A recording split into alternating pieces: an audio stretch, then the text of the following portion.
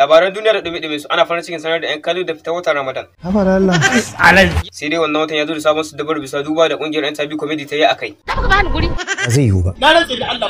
Bisa duba da yadda ta ga ana daukar azumi 30 o 30 ba dai. Habar Allah. Hakan ya saka ta ware ma yan kallo na ta azumi 60 o 60 ba dai. Kuma ba za a sha ruwa ba sai karfe 9 na dare. Me? Ƙarya kuke wallahi. Bari mu fara ta kanka sarki. Dai baka da mutunci. Haba sarki kar ka bani kunya mana. Habar Allah. Kai da naga ko 70 zaka iya. In ka sake da malamin ka sai a baki. Ina Abba Al-Mustafa. Nan a gabar mutuwa. Azumi 60 ne fa. Ofisa zaka iya nemo mana a dogon ja. Ne mai sauki. Haba Ado azumi 60 ne fa baya. Akan wayannan fa ma mu ba jarumai ba.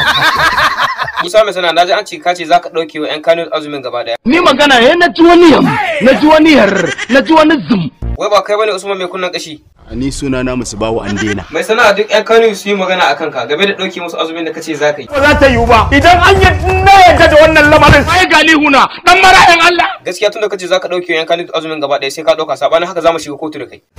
Yalla bai. Ku mu tafi kotun.